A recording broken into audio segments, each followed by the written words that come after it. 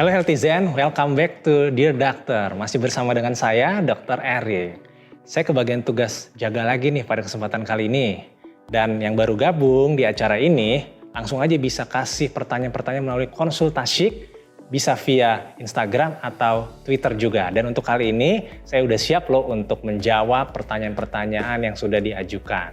Tapi sebelum saya menjelaskan dan menjawab pertanyaan, tidak bosan-bosan nih teman-teman. Saya akan mengingatkan untuk teman-teman selalu pakai masker, selalu menjaga jarak, dan juga mentaati protokol kesehatan. Selalu terapkan 5M ya.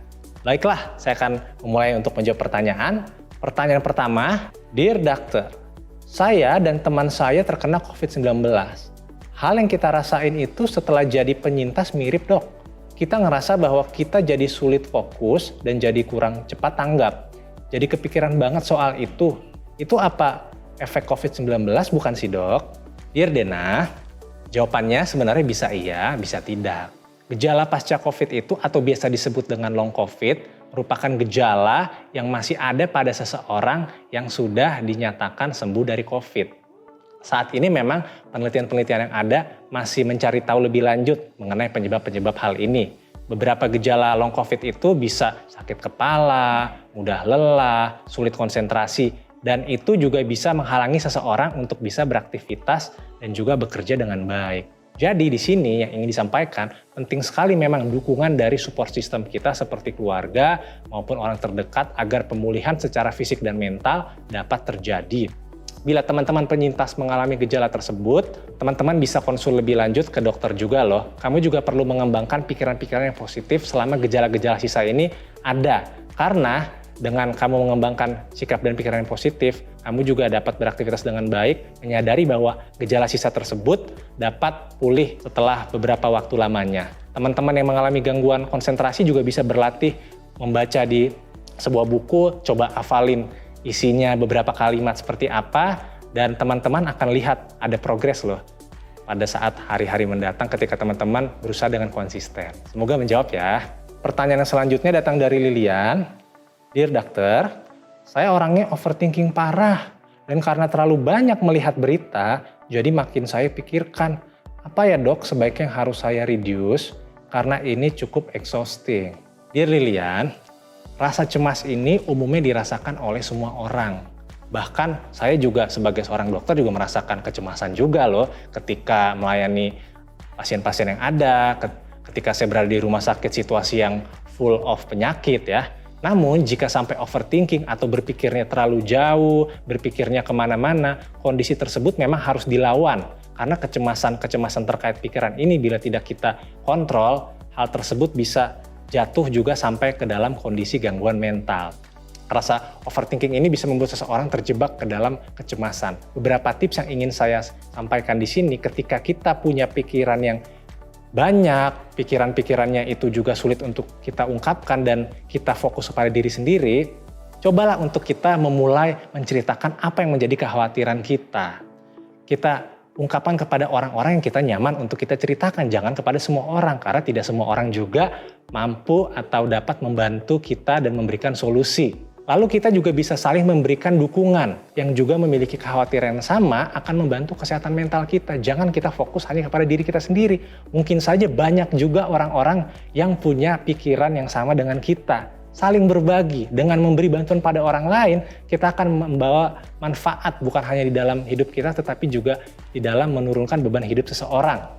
Jangan biarkan kekhawatiran kita itu hanya untuk diri kita sendiri. Bagikan dengan teman-teman kita semuanya. Jangan lupa juga kita menjaga kesehatan tubuh kita loh, karena kesehatan fisik kita juga berdampak kepada kesehatan mental kita. Ketika kita bisa mengatur gizi makanan kita dengan seimbang, ketika kita rajin berolahraga secara teratur, hal tersebut juga membantu mengeluarkan hormon-hormon di dalam otak kita, hormon-hormon rasa senang, rasa tenang, yang akan membantu kita mengontrol perasaan overthinking kita. Lakukan juga hal-hal yang kita sukai. Apapun yang bisa membuat teman-teman rasa senang, lakukan itu teman-teman. Lalu selanjutnya, pertanyaan dari Lutfi. Dear Doctor, saya orangnya gampang banget tersugesti. Terkadang saya bisa tiba-tiba batuk atau merasa sesak kalau di ring keluarga atau pertemanan saya ada yang terpapar COVID-19. Bagaimana baiknya dok untuk mengurangi sugesti ini. Di awal-awal COVID ya, saya juga pernah loh mengalami hal yang sama nih karena ketakutan. Ya, jadi saya ingin mencoba menjelaskan kepada Lutfi. Dear Lutfi, hal yang kamu lakukan ini mungkin saja berkaitan dengan gangguan psikosomatik. Jadi gangguan ini diartikan sebagai keluhan fisik yang ada disebabkan dan diperparah oleh karena pikiran atau emosi seperti yang kamu sampaikan tadi. Kondisi ini bisa berawal dari stres, cemas, takut, atau juga depresi. Dan perasaan ini diawali dengan hormon-hormon negatif atau hormon stres seperti kortisol dan adrenalin yang keluar dari dalam otak kita.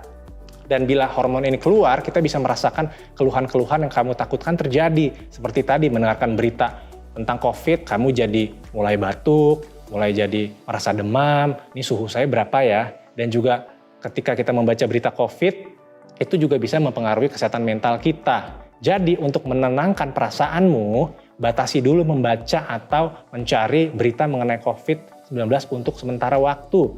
Ya. Dan juga kita terapkan langkah pencegahan dengan melakukan aktivitas positif yang ada di rumah, dengan meditasi, dengan ngobrol dengan teman melalui telepon, konsumsi makanan bergizi, olahraga, berjemur, dan tidur yang cukup. Jadi gejala psikosomatik itu bisa membuat keluhan-keluhan yang mirip COVID-19 loh. Namun bila kamu merasa saya ini benar-benar merasa demam atau batuk, tidak ada salahnya kamu juga mencek kondisi kesehatan kondisi fisik kamu ke dokter ya. Jangan anggap enteng juga kondisi-kondisi yang kamu rasakan. Jadi dengan cara kita menyayangi fisik kita, artinya juga kita menyayangi kondisi mental kita. Lalu pertanyaan yang selanjutnya datang dari Ade Puji.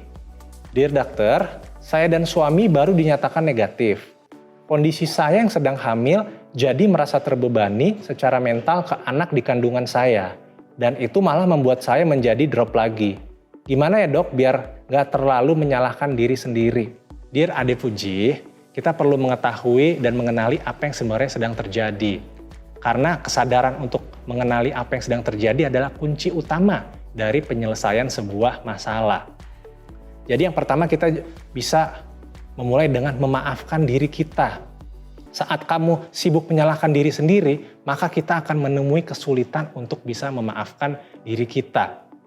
Maafkan dengan situasi-situasi yang terjadi di dalam diri kita. Dan kita berusaha untuk bisa memulai sebuah hal yang baru ketimbang kita fokus di dalam masalah yang sudah terjadi dan menyalahkan diri sendiri. Karena itu bukan sedikit juga orang-orang yang tidak dapat memaafkan diri sendiri bisa jatuh ke dalam kondisi gangguan seperti depresi dan gangguan mental lainnya. Lalu berhentilah menyalahkan keadaan dan juga move on. Kita harus menyadari bahwa tidak semua kondisi di dalam hidup kita mampu kita handle atau tangani dengan baik. Ada hal-hal yang terjadi di luar dari kuasa kita. Apa yang menjadi tanggung jawab kita adalah pikiran dan perilaku kita. Situasi yang ada di luar seperti seberapa parah situasi pandemi COVID ini di Indonesia atau di lingkungan sekitar kita, itu bukan merupakan hal yang bisa kita handle. Tapi bagaimana kita menghandle pikiran dan perilaku kita, itu tanggung jawab kita sendiri. Dan yang selanjutnya kita tidak boleh mudah menyerah. Selain kita menghindari untuk menyalahkan keadaan, jangan kita menyerah dengan keadaan. Sebab itu adalah musuh utama kita loh. Yang paling penting di sini adalah kita perlu mengembangkan sikap positif, sikap optimis. Bahwa semua kondisi seberapa buruk pun itu ada peluang untuk kita bisa memperbaikinya ketika kita berhenti menyalahkan diri sendiri dan juga menyalahkan keadaan sekitar. Lalu pertanyaan selanjutnya dari Lulu. Dear Dokter, saya warga yang positif COVID-19 yang isoman di lingkungan yang anti COVID-19. Saya merasa dikucilkan dan tidak ada support. Ini buat saya down. Gimana ya dok cara menyikapinya? Dear Lulu, saya turut prihatin ya dengan apa yang kamu rasakan saat ini. Jadi ketika kita isolasi mandiri, memang ada baiknya kita melakukannya di tempat yang aman dan nyaman. Tapi memang tidak semua orang dapat melakukan hal tersebut. Bisa saja dia harus tetap berada di rumah, yang mana lingkungan sekitar rumah tidak mendukung atau kontra kepada orang-orang yang sedang isolasi mandiri. Tetap kontrol pikiran kita bahwa kondisi penyakit yang kamu rasakan itu pasti akan berlalu dan tidak akan selamanya terjadi. Tetap juga sampaikan kepada orang-orang rumah kamu dan juga coba jelaskan melalui orang-orang di rumah kamu bahwa penyakit yang kamu alami ini juga bisa dialami oleh semua orang, bukan hanya kamu doang. Semua orang bisa mengalami hal tersebut. Tetap berhubungan dengan orang-orang yang masih ada untuk mensupport kita, meskipun secara jarak untuk saat ini berjauhan. Tetap semangat ya untuk kamu. Selanjutnya, Dear Doctor, sahabat saya termasuk orang yang vokal anti COVID-19 di sosmed. Dan sekarang dia positif. Dia jadi down, tidak mau menerima bantuan dan komunikasi kita. Ada saran nggak dok, baiknya kita bersikap gimana? Dear Akbar, pada saat situasi ini kamu perlu menunjukkan sikap empati dan perhatian kepada sahabatmu.